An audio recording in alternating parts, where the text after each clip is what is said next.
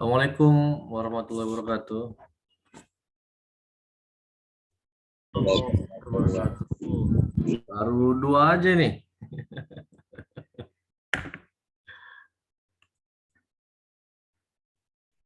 Yang lainnya belum ada info.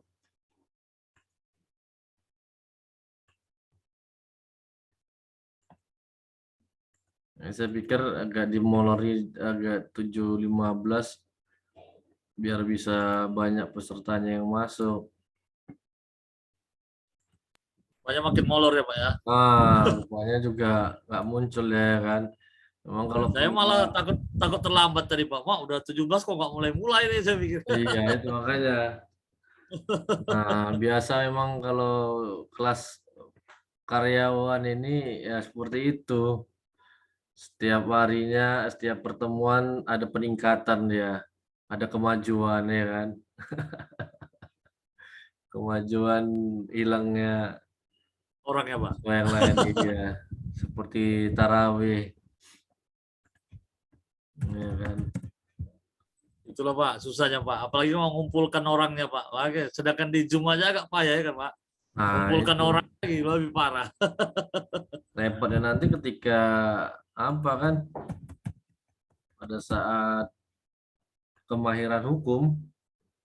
Nah, ketika kemahiran hukum nggak ada muncul, jadi nilainya bisa kurang. Kalau saya nilainya secara pribadi, tidak nilai kelompok. Karena yang dilihat itu eh, kemampuan dari setiap orang dalam melakoni perannya masing-masing.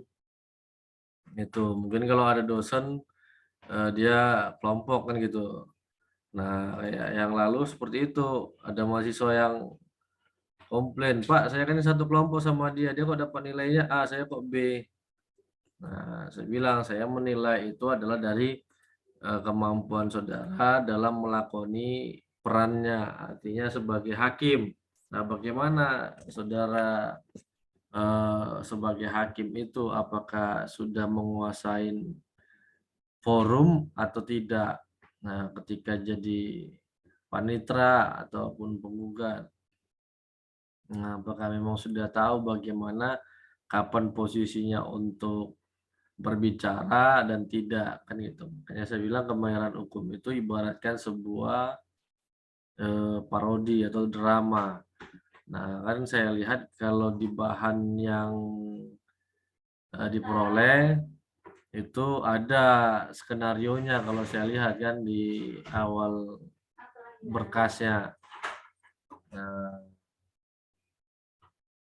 kan itu dia awal berkasnya ada skenarionya. Nah, ini yang menjadi nantinya pedoman ketika kemahiran hukumnya gitu dia. Nah, ini masih 3 orang, kita lanjutin aja sambil dari chat pun saya lihat yang komen nah, hanya Pak Sarin aja nih ya kan. Dari tadi ya kan. Nah, saya malah takut terlambat tadi Pak. Makanya kok belum masuk ini. Apa nggak di ADD atau mana? Itu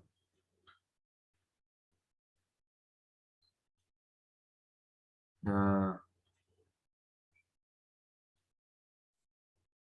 ya tadi saya agak terlambat di jalan jadi sampai rumah sholat dulu gitu. Jadi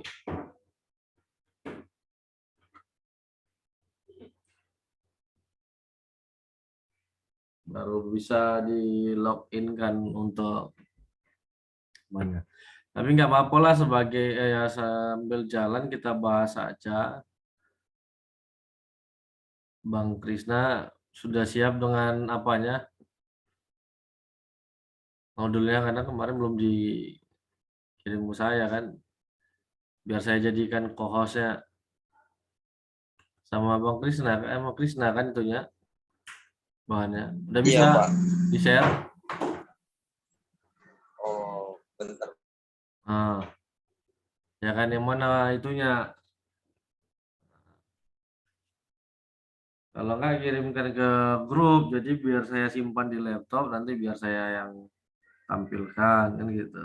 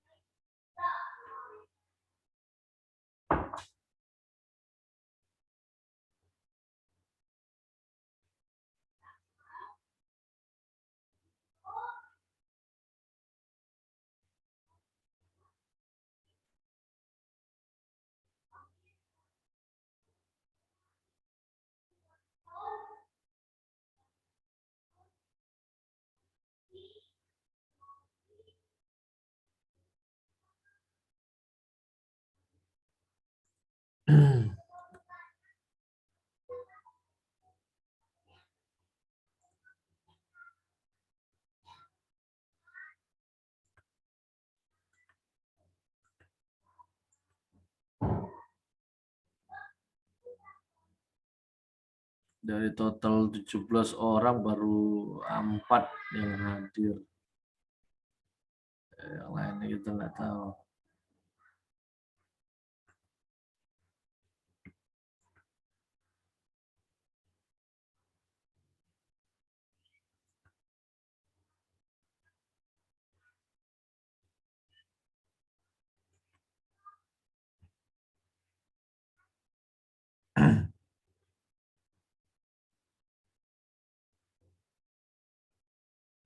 Gimana? Udah? Izin Pak, laptopnya belum ini lah Pak, masih connect lama. Jadi saya share ke grup saja ya Pak. Boleh, boleh, boleh. Biar nanti saya yang Iya. buka. Kalau sudah ada, Iya Mas. biar saya buka dari sini. Oh iya ya Pak. Maaf ya Pak. Ya.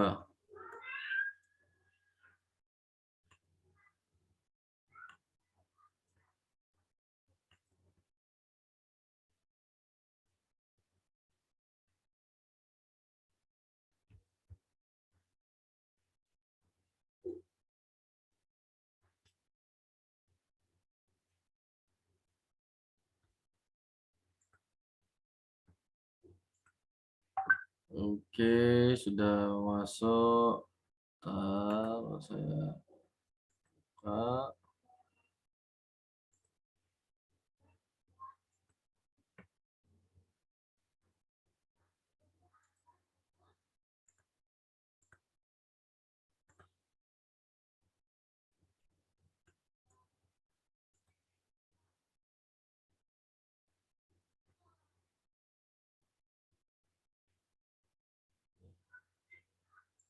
Loh, apa dia nih?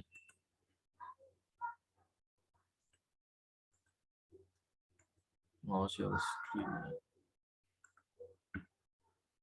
Oke, udah nampak semuanya di layar masing-masing.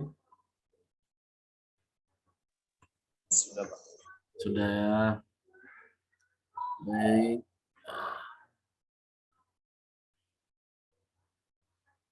Ini 11 orang ini berarti 6 lagi kemana nih manusia?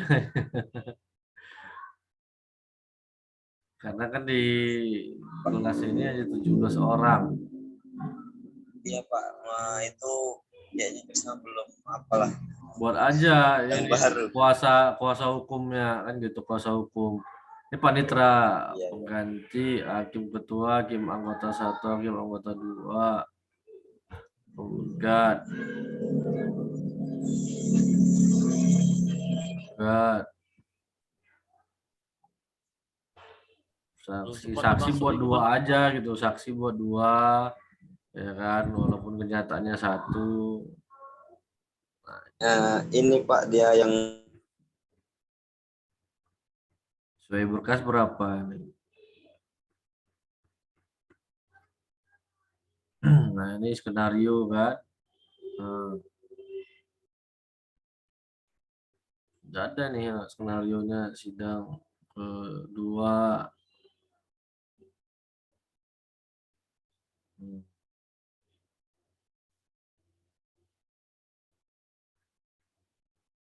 Sidang ketiga. Inilah aja skenarionya. Kita lewatin aja. Baik, pada pertemuan yang lalu kita sudah sampai gugatan. Nah, nanti gugatan ini ditandatangani dan diberi materai. Nah, ketentuan yang sekarang untuk gugatan itu diberi materai. Kenapa? Untuk membedakan mana gugatan yang asli, mana yang fotokopi. Nah, hal ini juga kan dikarenakan sudah sistem peradilan e-court, peradilan secara online. Nah, jadi sebagai pembedanya itu adalah materainya. Ya kan? Jadi ada materai ditandatangani, kemudian distempel. Nah, untuk ketentuan juga penggunaan dari materai itu, pernah melihat materai enggak? Nah, dia materai atau meterai?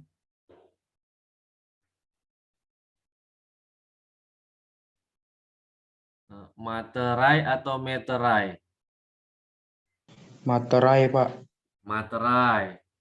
Yang lain?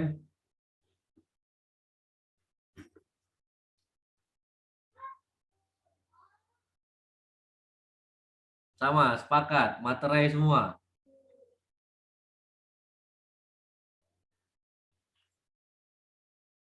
Sepakat, Pak. Nah, berarti semuanya salah. Materai. Ini nggak nampak. Ini ada wayang dia. Nah, tulisannya adalah meterai, bukan materai. Kita search di Google sebentar, ya kan.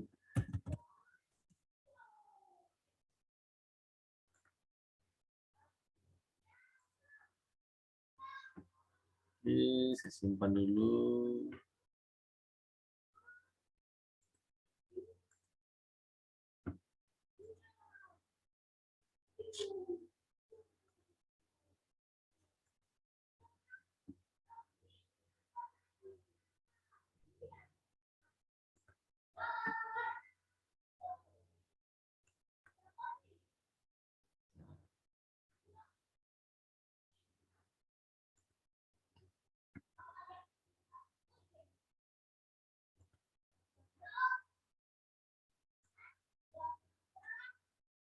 Nah, lihat apa tulisannya?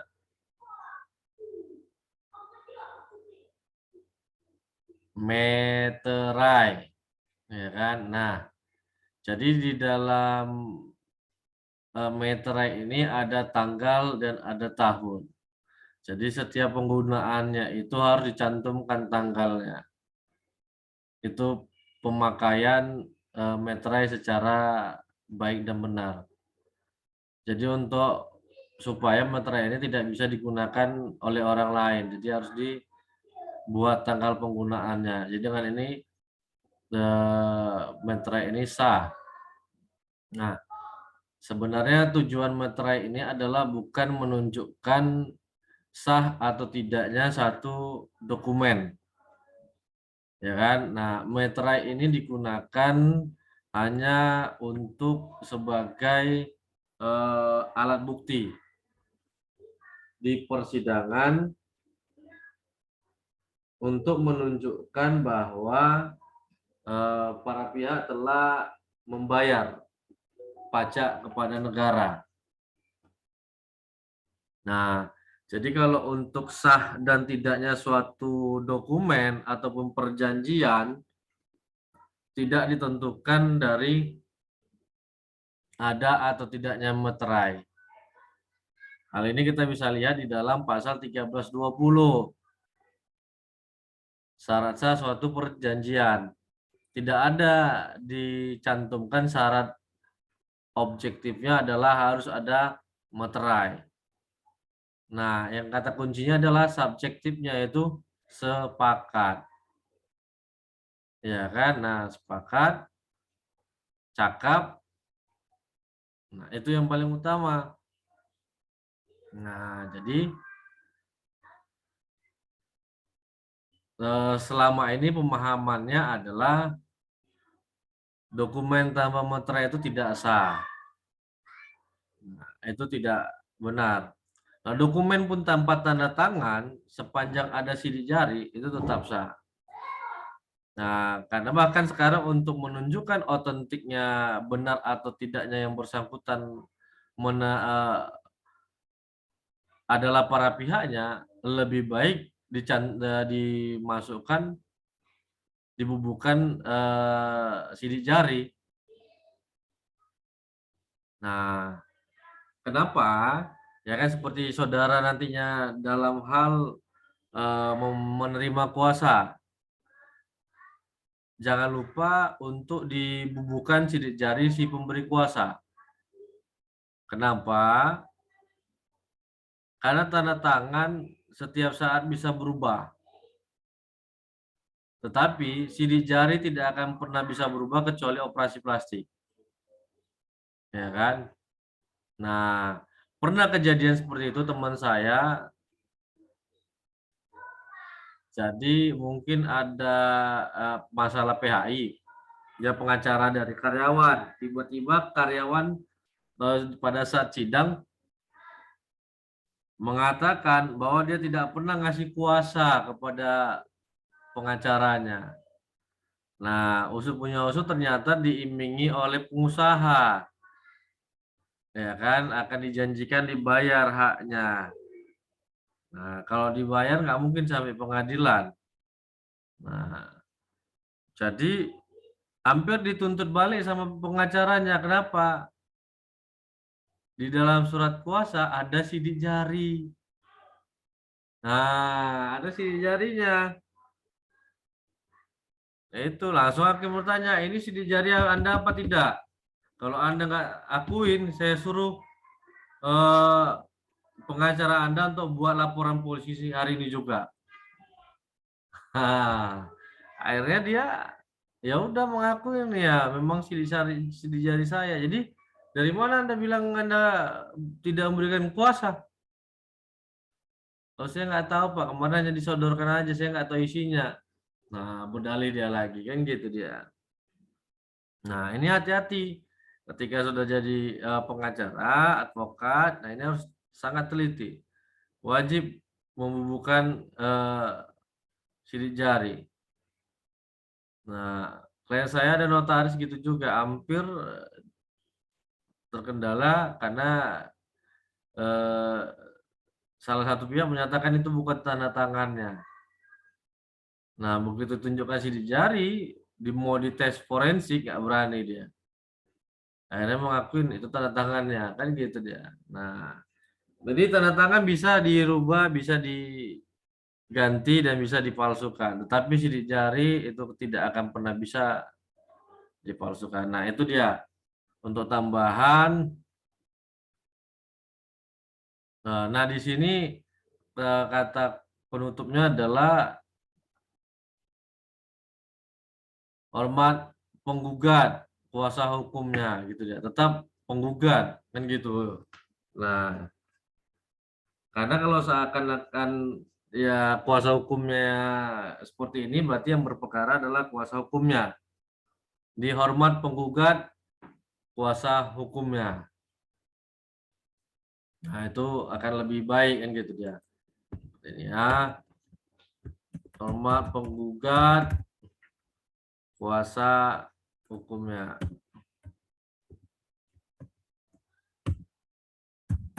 Nah, jadi tetap yang berperkara itu adalah si penggugat, tetapi melalui kuasa hukumnya. Yang gitu. Nah, di sini kekurangan juga di dalam gugatan, jadi gugatan ya kan. Nah, saudara merasa yakin bahwa perkara ini akan dikabulkan seluruhnya. Maka seharusnya ini kan dinamakan primer. Nah, yang 1, 2, 3, 4, 5 ini maunya ini dirapikan lah ya kan. Kan enak dia gini. Kan itu nih ini ya kan nggak mau dirapikan. Kan enak dia berurut. Ya kan. Nah, ini yang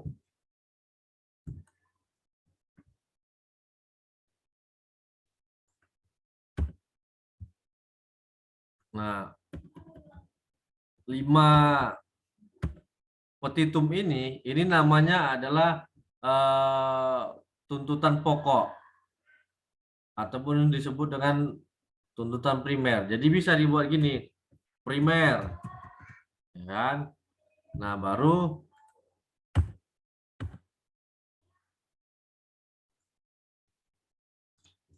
subsidiar.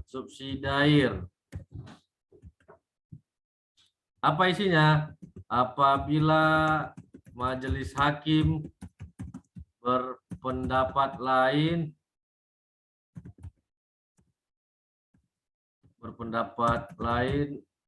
mohon putusan yang seadil-adilnya. Itu artinya hakim bisa mengabulkan sebagian atau seluruh putusan kita, ya, atau X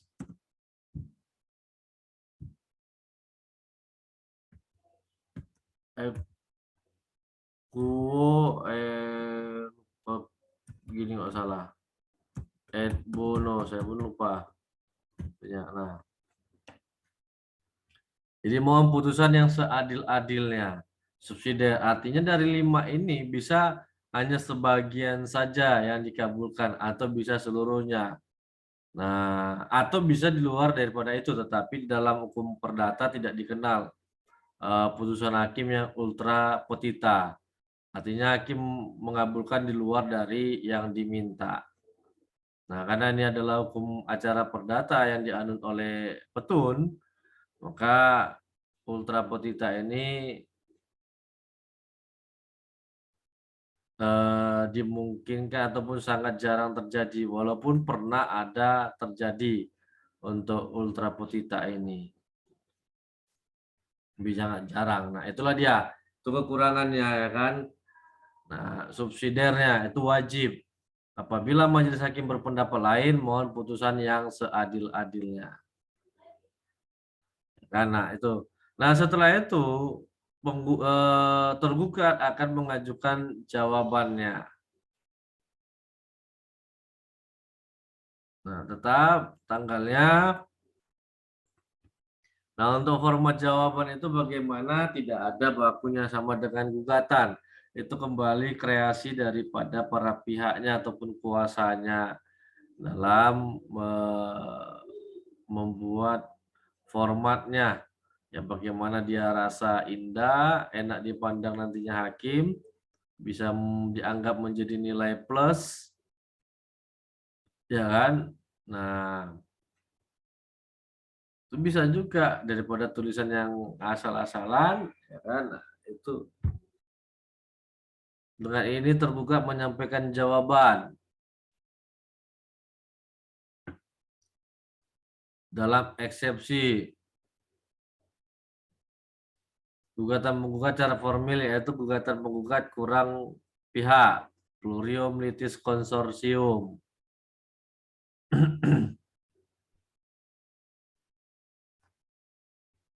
Nah, apa yang dimaksud dengan gugatan menggugat kurang pihak, ya kan? Nah, ini salah satu eksepsi. Nah, ini itu tadi saya bilang seninya nggak ada ini yang dibuat. Seharusnya kan seperti inilah. Dalam eksepsi, ya kan? Gugatan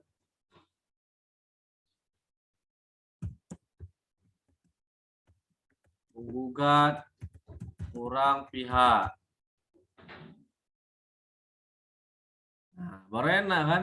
Bola dibahas dia. Nah, kenapa? Karena ada pihak yang seharusnya ikut serta ataupun ditarik di dalam perkara itu, namun tidak ditarik oleh para pihak, sehingga dianggap gugatan itu belum sempurna para pihaknya. Nah, maka bisa dinyatakan tidak dapat diterima. Nah, eksepsi ini adalah pemeriksaan di luar dari pokok perkara, artinya belum diperiksa pokok perkaranya. Eksepsi ini untuk melihat syarat material dan syarat formil dalam sebuah gugatan. Apakah syarat formil dan materialnya sudah terpenuhi atau tidak? Nah, di eksepsi inilah dibuat oleh si tergugat, bantahan di luar daripada pokok perkara. Nah, jadi eksepsi ini bisa banyak jenisnya, bisa daluarsa, bisa prematur, bisa error in persona atau salah alamat dalam gugat, ya kan, salah pihak dalam menggugat, bisa kompetensi absolut dan relatifnya. Nah, itu bisa. Ketika eksepsi berkaitan dengan kompetensi, maka nantinya setelah jawab menjawab akan ada putusan sela, ya kan? Tetapi di dalam petun, kalau masalah kompetensi absolut itu tidak akan lagi dipertimbangkan. Kenapa? Karena sudah ada proses pendahuluan atau dismisal prosedur. Nah, dismisal itulah untuk memeriksa apakah gugatan yang diajukan itu merupakan kewenangan petun atau tidak. Kan itu ada salah satu bagaimana hakim ketua pengadilan dalam mendismisal ataupun menolak gugatan, menyatakan gugatan si penggugat NO. Nah, yang kedua daluarsa kan itu apa yang diminta oleh si penggugat sudah terakomodir di dalam gugatan kan gitu. Nah, itu bisa. Itu untuk kompetensi di dalam petun sudah pasti akan ditolak oleh majelis hakim. Walaupun si tergugat tetap memaksa untuk memasukkannya. Nah, terkadang dia masih bawa suasana di persidangan dalam perkara perdata. Ya kan, ada putusan sela terhadap kewenangan mengadili ini. Di dalam petun, ketika terjadinya kurang pihak, tidak serta-merta nanti bisa dikabulkan oleh hakim. Kenapa? Hakim bisa menarik pihak lain, memerintahkan panitera untuk memanggil pihak yang tidak terlibat ketika memang hal ini ada benang merahnya, hubungan peristiwa hukumnya ada, ya kan, di dalam perkara ini. Jadi untuk melihat terang ataupun jelas hubungan hukumnya. Nah, karena di dalam hukum perdata, ya kan, yang menentukan siapa sebagai tergugat itu adalah kewenangan dari si penggugat. Nah, berdasarkan jurisprudensi Mahkamah Agung. Namun di dalam petun, hakim bisa memerintahkan untuk memasukkan pihak yang lain. Apakah itu sebagai pihak intervensi atau turut tergugat. Nah, ya kan? Nah, ini harus jelas ya kan sebagai pihak menarik camat dan bupati. Nah, ini yang ketiga ini dia daluarsa, ya kan? Maka harus dibuat kan gitu. B, gugatan penggugat daluarsa. Itu, ya kan? Nah, gugatan dapat diajukan hanya dalam tenggang waktu 90 hari. Ya kan, penggugat telah kadaluarsa, yang mana bla bla bla bla. Dibuat dia jadi enak gitu dia. Hakim pun nanti pada saat mutus bingung dia ini. Ini apa aja nih eksepsinya kan gitu. Nggak ada klasifikasinya, jenis-jenisnya nggak jelas. Ya udah. Ini buat repot hakim baca kan gitu. Ini gugatan yang pasti nanti nggak diterima gitu ya. Atau jawabannya nggak direspon oleh hakim kan gitu. Ini eksepsinya yang mana ini, apa-apa aja saja eksepsinya kan gitu. Karena nanti di dalam putusan hakim akan membuat bahwa dalam jawabannya tergugat mengajukan eksepsi antara lain A, B, C, D gitu. Nah, oleh karena tergugat mengajukan eksepsi, maka hakim akan mempertimbangkan eksepsi tergugat satu persatu dengan uraian sebagai berikut. Ad 1 misalnya ya kan, gugatan menggugat kurang pihak. Nah, penggugat mendalilkan bahwa penggugat mendalilkan dalam ini bla bla bla bla bla bla. Nah, itu dia. Nah, saya selama mengajar ataupun beracara yang belum pernah saya dapat kenapa setiap bahasa hukum itu harus diawali dengan kata bahwa.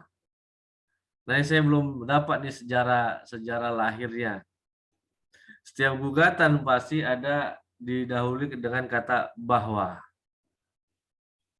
Demikian juga pertimbangan hakim menimbang bahwa ada tetap bahwa. Nah, ini nggak tahu sejarahnya ini bagaimana. Ya kan kalau ada yang bisa cari tahu nanti, nah luar biasa, ya kan? Karena ada poin nantinya kan gitu. Nah, kenapa dia setiap bahasa hukum gugatan selalu diawali dengan kata bahwa. Nah, demikian juga hakim dalam pertimbangannya menimbang bahwa, ya kan? Menimbang bahwa. Nah, ini gugatan penggugat berarti C. Gugatan penggugat kabur, ya kan? Atau obscure libel. Nah, apa yang dimaksud dengan gugatan kabur ini? Ini waktu 40 menit pertama tinggal 5 menit. Nanti kalau habis silakan untuk join kembali. Nah, yang dimaksudkan gugatan kabur itu adalah terjadi gugatan penggugat tidak sinkron antara posita dan petitumnya. Ya kan? Kemudian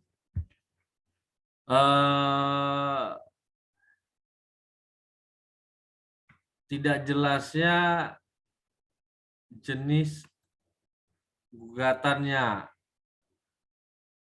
Nah, ini mau gugatan apa?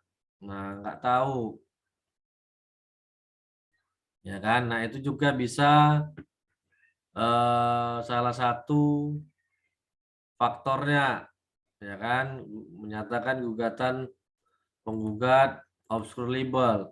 Nah, kebanyakan adalah tidak adanya hubungan timbal balik antara petitum dengan posita.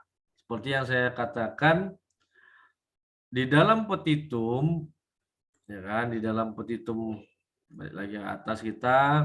Nah, ini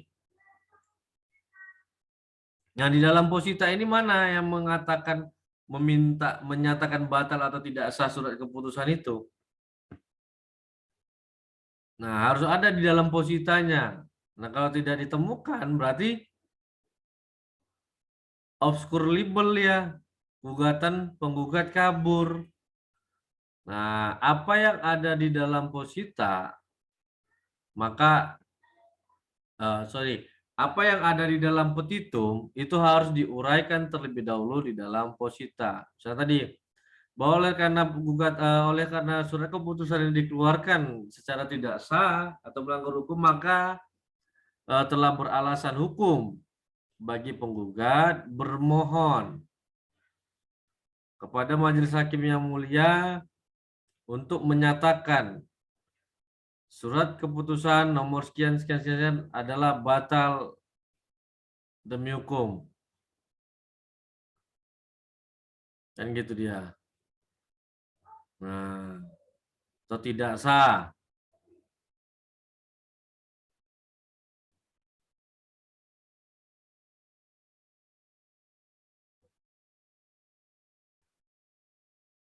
Nah, seperti itu. Jadi ada bahasa yang menyatakan di dalam positanya itu meminta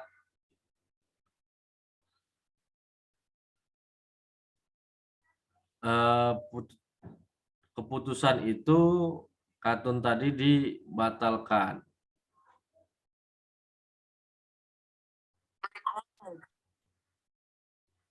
Nah, seperti itu. Jadi kalau tidak ada, maka gugatannya menjadi obscure libel. Nah, kan, gugatan kabur. Nah, ataupun tidak jelas objek yang digugat. Nah, berarti di sini ada 3 jenis eksepsinya. Yang pertama, gugatan penggugat kurang pihak, yang kedua gugatan penggugat daluarsa, yang ketiga gugatan penggugat kabur ataupun obscure libel. Nah, sini menyinggung tentang masalah rehabilitasi yang mana yang berwenang untuk melaksanakan rehabilitasi adalah tugas wewenang pengadilan, bukan wewenang tergugat. Nah, itu misalnya kabur. Itu dia. Nah, kemudian dalam pokok perkara. Nah, dalam pokok perkara ini penggugat dapat ada 2 alasan yang bisa dijadikan dasar dalam membuat bantahan di dalam pokok perkara. Yang pertama adalah tergugat mengakuin gugatan penggugat untuk seluruhnya. Nah, kalau ini tidak lagi memerlukan pembuktian. Ya kan? Sudah diakuin seluruhnya, ya nggak perlu lagi pembuktiannya, kan gitu. Nah, atau tergugat mengakui gugatan penggugat tapi sebagian. Nah, kenapa ada yang tidak benar yang diuraikan tergugat? Nah, jadi harus dibantah oleh si tergugat. Nah, seperti itu. Atau ya kan, tergugat sama sekali membantah dan menolak seluruh dalil gugatan penggugat. Nah, itulah yang diuraikan di dalam pokok perkara. Mengakui seluruhnya atau mengakui